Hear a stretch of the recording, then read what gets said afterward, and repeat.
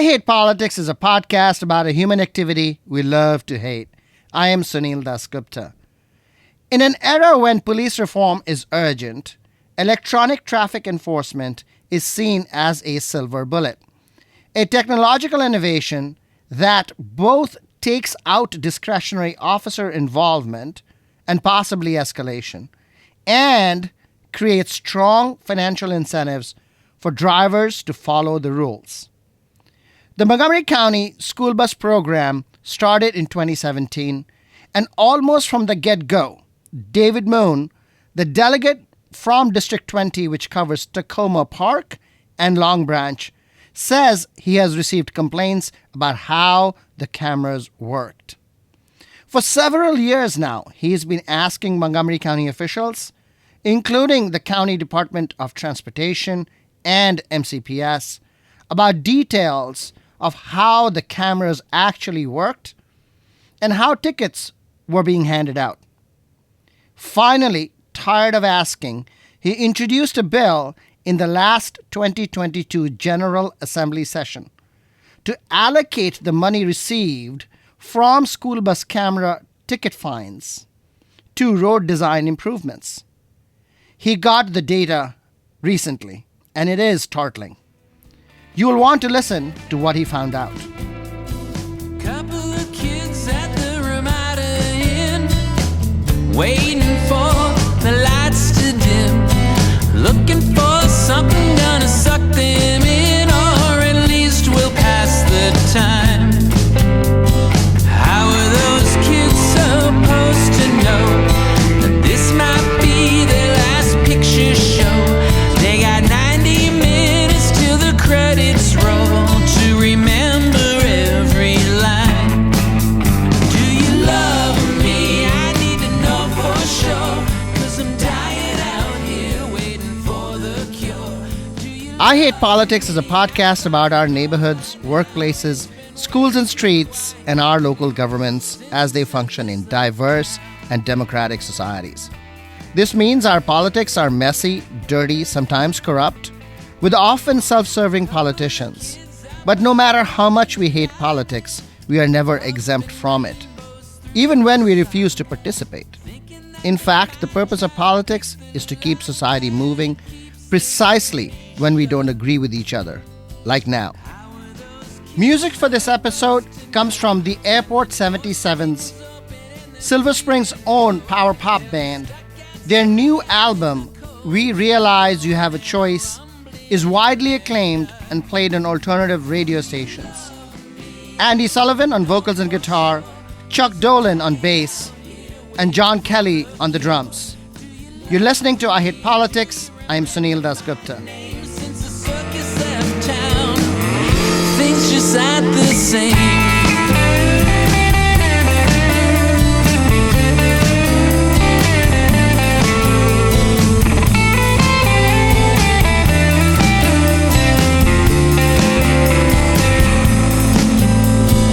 Two kids parked in a dead-end lane, heater blowing, radio playing, telling each other nothing's gonna change. One of them's In the news, Anna and Miguel Ortiz of Gaithersburg died while walking to vote on Election Day, November 8th. They were hit by a driver. Anna was 70 and Miguel 65.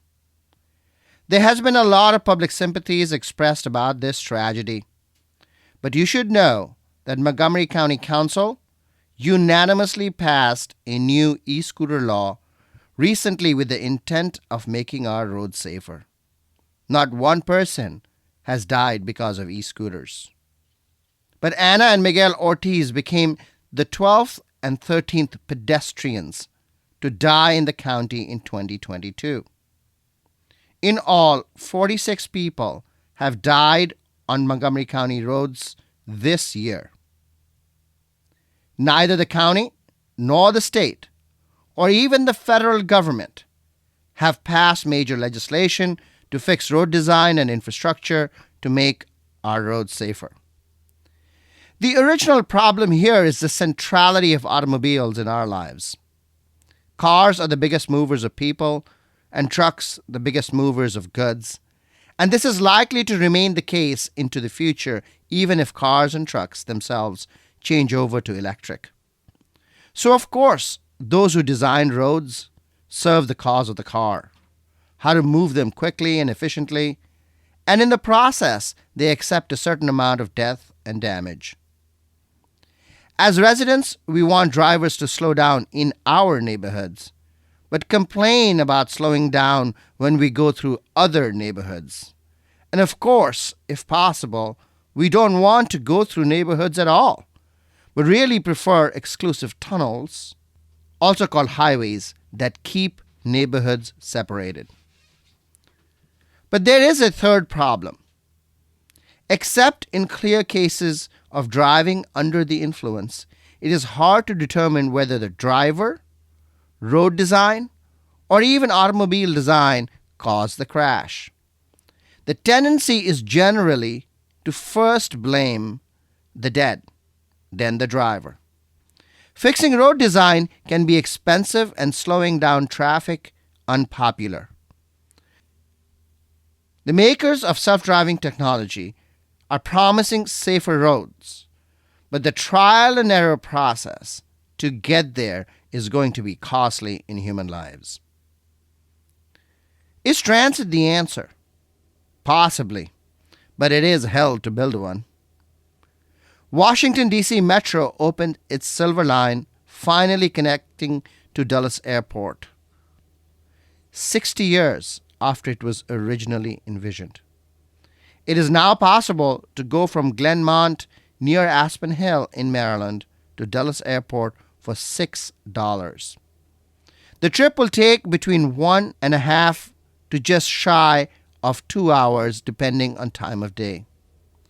Compare that with the Uber X ride that is likely to take between 45 minutes and an hour and a half and cost at least $45.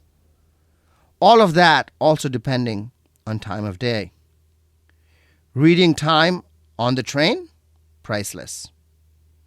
The new Silver Line provides yet another dimension for comparing Virginia and Maryland, which is building the Purple Line, the next big extension to Washington, D.C. area transit.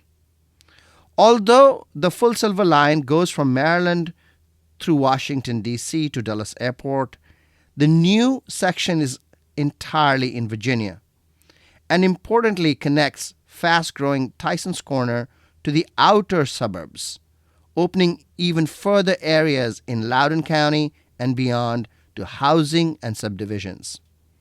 It would be as if the Red Line in Montgomery County was expanded north from Shady Grove to the city of Frederick.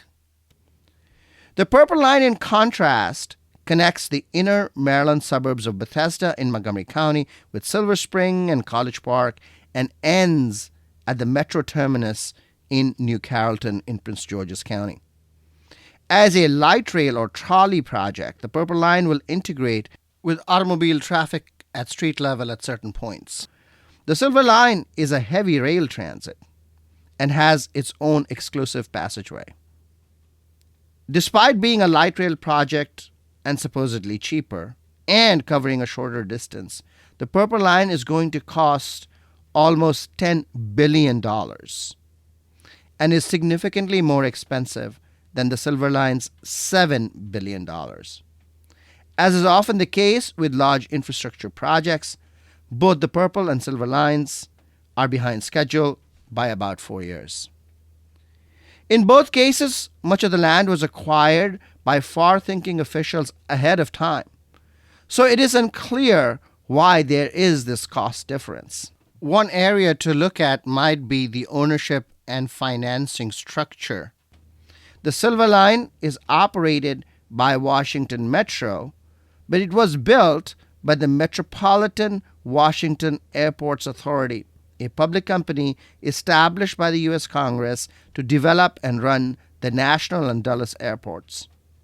Almost all the funding for the Silver Line came from Virginia and then from a special tax-financed transportation fund. The Purple Line, in contrast, is a public-private partnership where the state has committed to pay a certain amount of the construction costs, but the private partners involved also contribute capital. And they would operate the line independently from the Washington Metro and capture the revenue for their return on investment. The breakdown in public private partnership in 2020 led to work stoppage on the Purple Line, and the state had to cough up another $1.4 billion for construction to restart. The Silver Line likely shifts the region's economic gravity further towards Virginia and away from Maryland. Baltimore, which has been in economic and population decline for several decades now, is likely to find it somewhat difficult to attach itself to the economic engine that Washington, D.C. has become. The region's third airport, Baltimore-Washington International, only connects to Washington, D.C. by Amtrak and shuttle. Marylanders in Washington suburbs who use BWI generally prefer to drive rather than ride into Washington, D.C.'s Union Station to catch the Amtrak to BWI from there. You're listening to I Hate Politics. I am Sunil Dagupta. I'll be back with Delegate David Moon to talk to him about MCPS's school bus camera program. She keeps a paintbrush behind her ear. You never know when she'll disappear. Think I'm in love, think I'm in love, think I'm in love. Pencil portraits on the city bus. Hands them out when her stop comes up. I think I'm in love, think I'm in love, think I'm in love. Shadow puppets on the bedroom wall. Never wanna leave a room at all. Think I'm in love, think I'm in love, think I'm in love with everything that ever might bring us together. Help me find a way to keep these. David Moon, welcome back to I Hate Politics. Hey, thanks for having me back. You wanted to talk today about the school bus camera program in Montgomery County. What is your chief complaint about it? I don't even know where to begin. Well, I'll begin at the beginning. I mean, the program is sort of a poster child for how not to make sound public policy. I mean, frankly, it started with a good idea, finding a tech solution to reduce the problem of drivers who don't stop for school buses and kids deboarding school buses. Obviously, that's a huge safety concern, but that's a long road away from where we are today, which is I think, a mismanaged program with little oversight and accountability that's being administered by multiple disparate county agencies on county and state and municipal roads. And seemingly, in spite of countless program implementation flaws, and again, I'm not criticizing the concept of even using technology and cameras to enforce school bus infractions, but how we do that has got to be done in a clear, transparent, responsible, and effective manner for the kids. you found in the data that school bus camera tickets are concentrated in particular areas. Is that correct? Yeah, so the program's not terribly long in existence, and I think Montgomery County was the first in the state to adopt this. And so it started as a trial on a few buses, and I guess they liked what they saw. I'm not sure which data metrics they used to decide that. So they expanded it to all of the buses. And I remember this first came onto my radar because people were saying, well, my God, the tickets are continuing. Every year, there's more and more people blowing past these buses. This is the problem out of control. Will anyone think of the kids? And so, first it was the expansion to more buses, fair enough. But when that was still showing stop over stop, year over year increases at the same stops, people said, well, maybe the fine's not high enough. So this caught my and many other legislators' attention in Annapolis when there was a bill requesting to increase the fine amount to, I forget, $250 or something like this. And, some of us had questions about the efficacy of the fine increase. $250 for some people is actually quite a bit of money. And so we were trying to balance this with concern for the kids. So this is how this first came on my radar. Mm-hmm. So whatever, we passed the bill, they got the fine increase put in place, and so it's now a $250 ticket. Well, what was strange to me was Bethesda Magazine in 2019 or so, somewhere early in the countywide program, put out an article showing some of the highest school bus camera offense locations. And it struck me, I said, this is odd. They flagged 4 or 5 locations, and 3 or 4 of them were in my legislative district. So I looked at the satellite imagery and said, okay, what do these roads have in common? They're all state highways, and they're all 8-lane, 6, 7, 8-lane roads with no median divider or hard barrier in the center of the road to stop the 2 lanes of traffic from blending into one another. So it's just an open stretch of road. So go back to state law and you'll see that if there's a hard median in the road and a school bus stops on one side of the road, only that side of the road needs to stop for the school bus. The traffic moving in the opposite direction on the other side of the hard median does not need to stop. If there's no median, however, all 8 lanes of that road moving in multiple directions need to stop when there's a school bus on either side of the road. So that was the common feature of these stops. And so my first thought was, okay, is there something better we could do here to actually make it so that kids can safely get off at that stop without these cars? And I said, well, for me, the best solution would be to build that hard median. I mean, that's actually a safer condition on the road in many respects. So I started to ask this, hey, everybody, how much money is being generated at these stops? And if you look, single bus stops in my district, 1400 block of East-West Highway, it's like $1 million in fines a year are being issued at some of these stops. Many drivers have contacted me to say they intend to comply with the law, but the particular places, these top grossing $1 million bus stop locations, it's difficult to see. Sometimes the bus's stop arm comes out at the last second, and you're going to get a ticket when you didn't have advance notice. I've looked at the satellite imagery when it's rush hour. When there's 8 lanes of traffic and trucks on there, I really wonder about that. And so again, I'm not questioning that these cars shouldn't stop, but I asked everyone, is this the safest way? Have you looked at the alternatives? And they hadn't. Is this the right place for a bus stop on an 8-lane highway? Is there a safer location? Should there be warning signs? Are the bus operators properly deploying the warning of a impending stop sign? All of these kinds of questions. You said that why not use the money that you are making at these stops for improvements in road design? The policy logic of the state law says these roads are safer for these school bus stops when there's a hard median dividing the opposing lanes of traffic.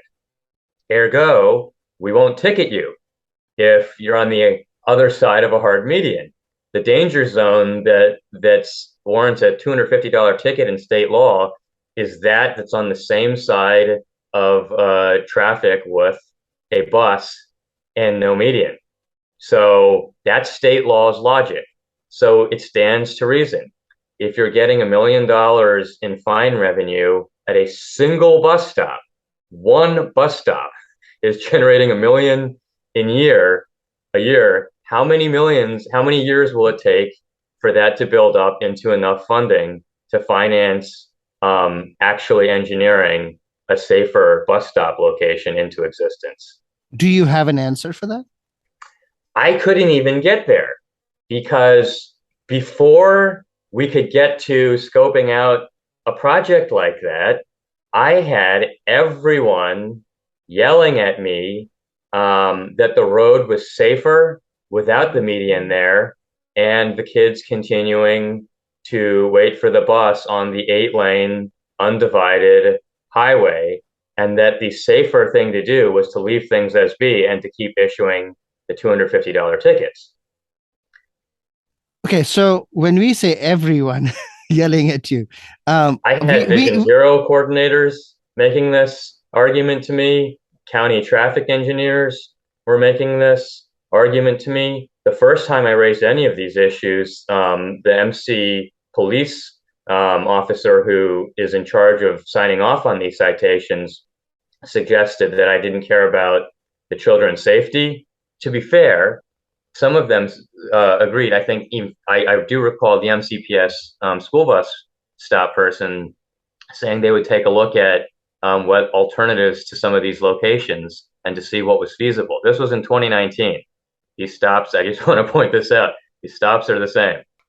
And when I posted on Facebook even about this, I had tons of people who understood the question I was asking, and other folks who didn't like the line of questioning and also thought I might be barking up like a pro-car, anti-pedestrian line of logic. And I said, okay, this is a bit of a fraught place for an elected official to be. I certainly didn't want to be seen as valuing people's pocketbooks over the safety of kids. But I was skeptical that the program was actually creating the most safe condition for the kids. After some delay and hesitation, I finally got data. What did it show? The top grossing spots, again, many of them in my district, most of the infractions are from people coming in the opposite lane of a 6 to 8 lane state highway. The other thing the data showed was, in fact, the numbers of offenses at these 6 to 8 lane undivided highways is increasing year over year. And so just, park that for a second. That means if MCPS, MC Department of Transportation, all these folks don't do anything else, they're subjecting these kids to escalating numbers of known violations of state law regarding school bus safety. This is the way this goes. The MCPS has the contract with the school bus camera vendor. They agreed to this. The county police are the ones who sign off on the tickets issued by the vendor. So the police have no say over the contract or what the vendor was made to do. MCPS chooses where the bus stops are, which then creates the locations of the offenses and the enforcement. Again, the police have no ability to change the locations of the bus stops. And the county is the one getting the revenue at the end of the day. And so when I asked this question, like, hey, wait a second. So on a state highway, why can't the county use the $1 million it's getting from Piney Branch or East West Highway or what have you to improve that? Well, it can't. That's not a county road. So even if it collected $4 million worth of median funds for East West Highway, it's not the county's road. So they don't have the legal ability to correct the situation. And this is generally why we have state doing enforcement on state, county doing enforcement in county jurisdiction, and why the county doesn't want to give up the money. This difference between county and state roads has been the singular problem in pedestrian safety advocacy, right? The state roads are fast, they are wide, they are dangerous. But the county would like, I think, at least they say they would, to be able to reduce speeds, make them narrower, do the road design necessary to make them safe. But there is this, no, we can't work on state roads and the state won't do anything about it. The county's resistance to losing the revenue may also be part of this thing is that, yeah, he wants to take the money away and he wants to put it in this fund, and the state highway is supposed to work with us to do it, but we know that state highway doesn't work with us to do anything. So why do we want to lose the revenue and not get the improvements that sort of are promised?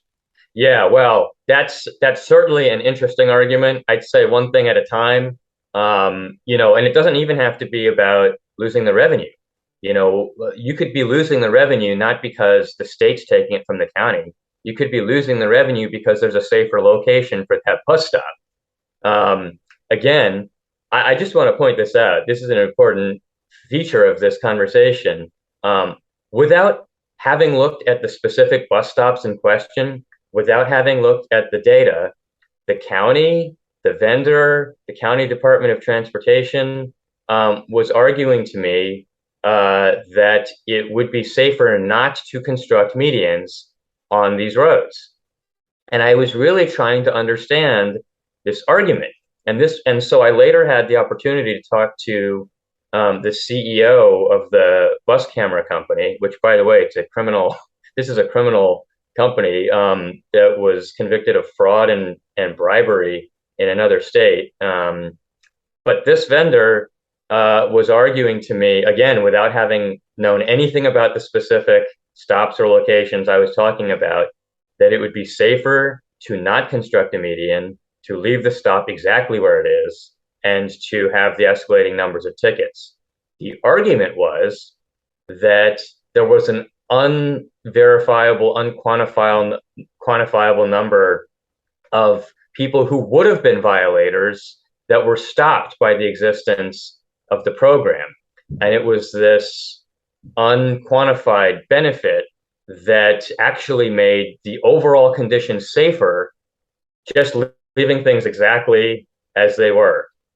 Now, I don't want to poke too much at the obvious nonsense of this perspective, except to say that there have now been two audit reports, one from the county and one from the state, examining this contract just from a contractual perspective, not even looking at the soundness of the policy design, which is sort of what I'm looking at. I don't actually care about the revenue picture. I care about whether this policy works and whether we've designed it in a way to be as effective as possible for public safety.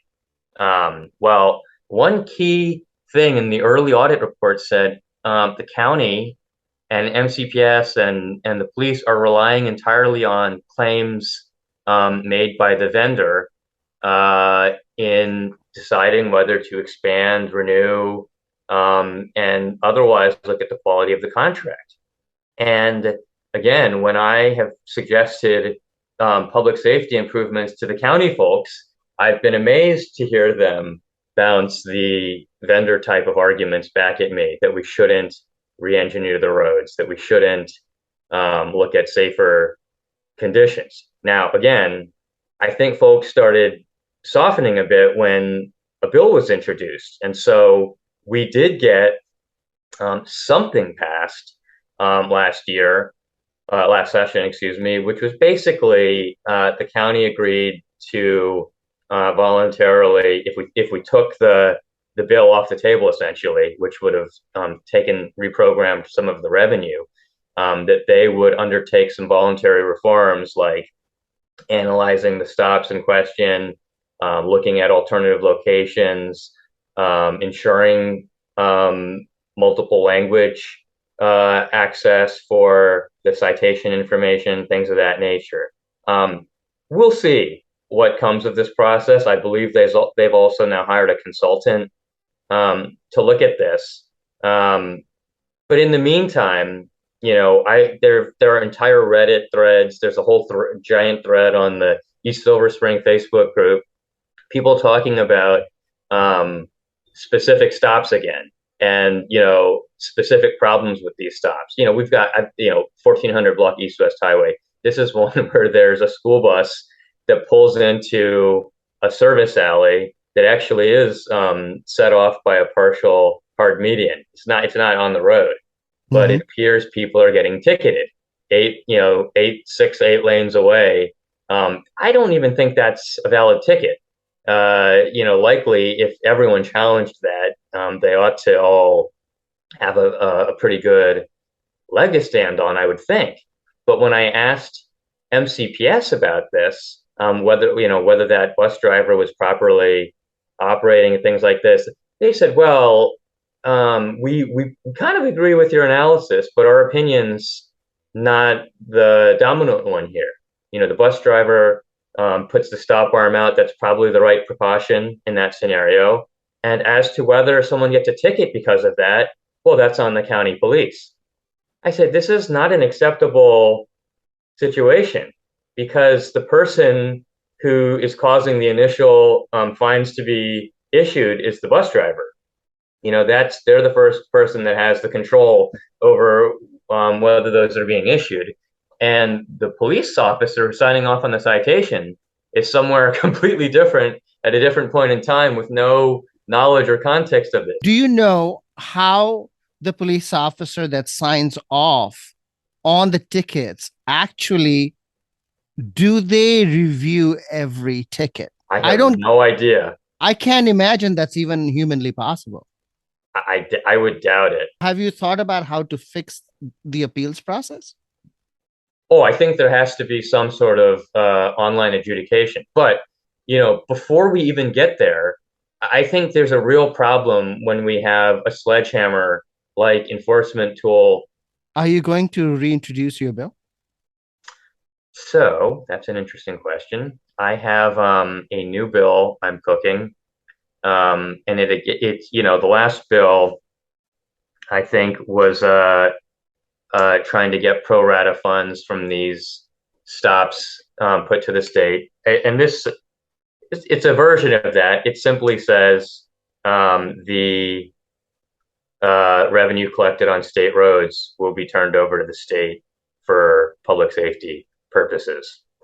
So we will see if I can make some headway this year addressing this. I would like to see the county actually make good on its promises to do the non-engineering changes to these bus stop locations. And it's not just changing the stops. I now have questions about how the entire program is run. Are the bus drivers deploying the stop arms with ample warning time? In other words, does the driver have the opportunity to stop, right? And how is the officer making that determination that the driver who was ticketed did have appropriate opportunity to stop? That goes to your question. Are they reviewing all of them, or is this a complaint-driven process where the review happens only if someone bothers to go to court? If it's the latter, I think that's points to need for additional program redesign.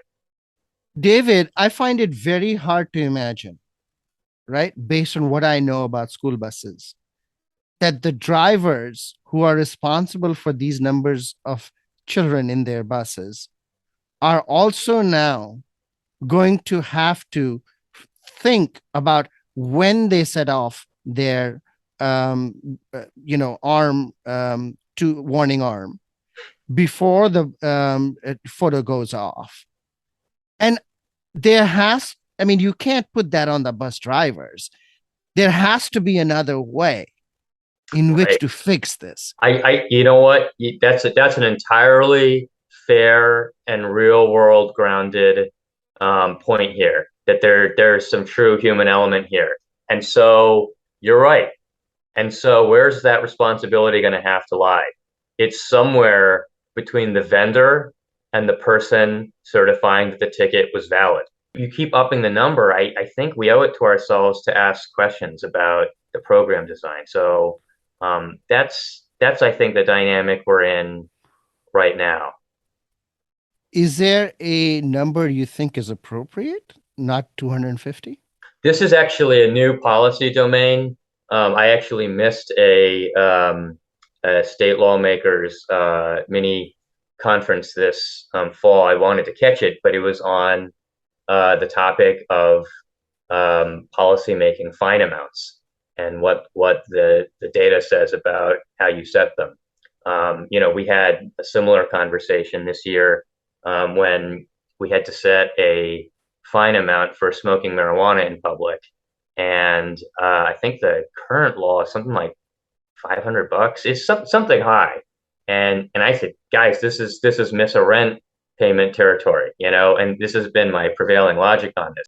David Moon, good luck in trying to fix the school bus camera program. If you manage to do it, come on back. All right, love to tell you about hopefully the future successes we have in lowering the number of offenses and making it safer for our kids. So thank you.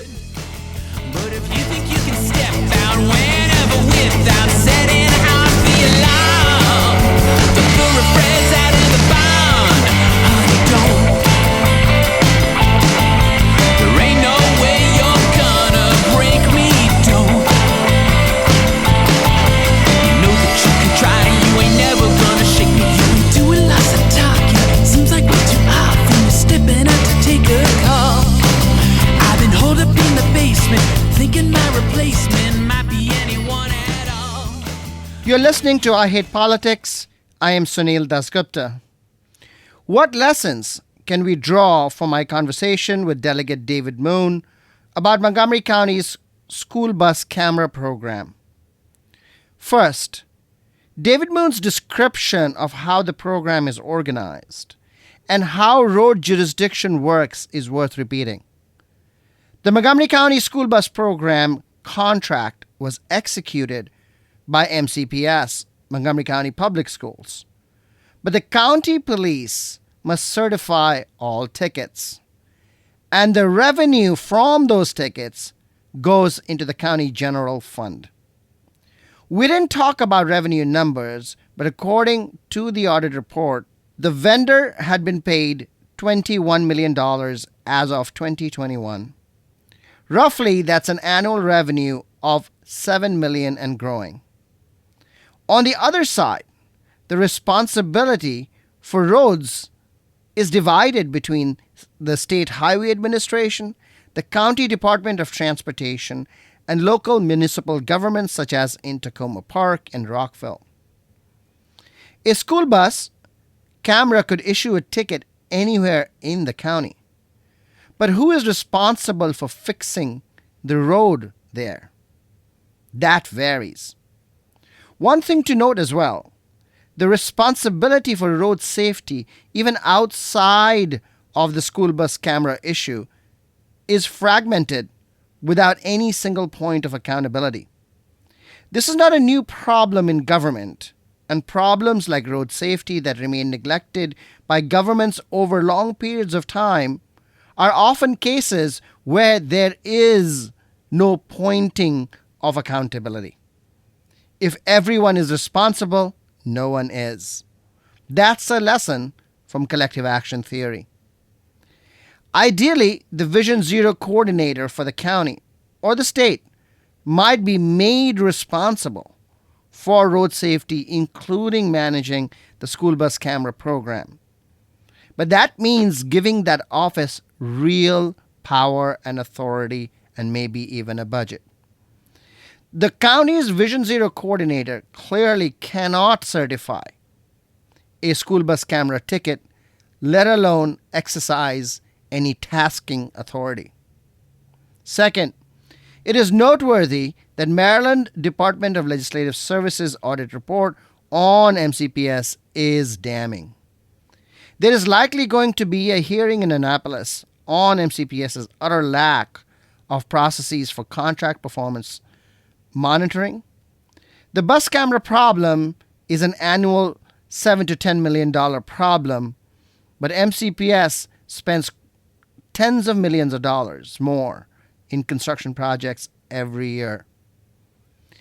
In the case of the school bus camera contract, Montgomery County's own Inspector General has said that no laws were broken, nothing inappropriate happened, just that there was a loophole in how MCPS was able to extend a previous contract to prevent interruption of service. These so-called bridge contracts, for example, do not have to be opened to competition. The absence of good contract management practice and hence good fiscal management should be front and center for the Board of Education, but that has not been the case. Third, I don't want you to go away not knowing the top grossing school bus camera ticket locations that David Moon is talking about. 8800 Piney Branch Avenue, that is Piney Branch and University Boulevard.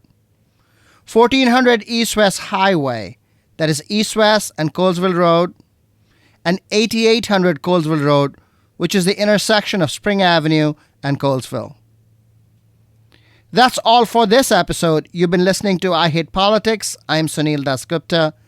Music for this episode comes from the Airport 77s, Silver Spring's own power pop band.